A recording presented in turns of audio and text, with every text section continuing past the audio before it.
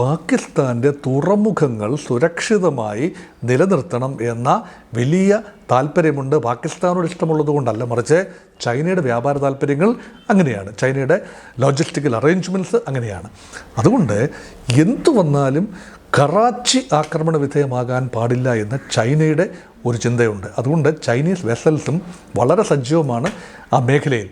അതുകൊണ്ടാണ് ഇന്ത്യ നാവികശക്തി വർദ്ധിപ്പിക്കുന്നതിൻ്റെ അടിസ്ഥാനം അതാണ്. കഴിഞ്ഞ 2 യുദ്ധങ്ങളും നോക്കൂ, കഴിഞ്ഞ 2 യുദ്ധങ്ങളും ഇന്ത്യ ചെയ്ത പ്രധാനപ്പെട്ട കഴിഞ്ഞ 2 പോരാട്ടങ്ങൾ അത് എയർഫോഴ്സ് ഉപയോഗിച്ചാണ്. ഒന്ന് സർജിക്കൽ സ്ട്രൈക്ക്, 2019 സർജിക്കൽ സ്ട്രൈക്ക്, അത് ബാലാക്കോട്ട് നടത്തിയ സർജിക്കൽ സ്ട്രൈക്ക് നമ്മുടെ വിമാനങ്ങൾ ഉപയോഗിച്ചുള്ള സർജിക്കൽ സ്ട്രൈക്കാണ്, ഏറിയലാണ്, വ്യോമ മാർഗമാണ് ഉപയോഗിച്ചത്.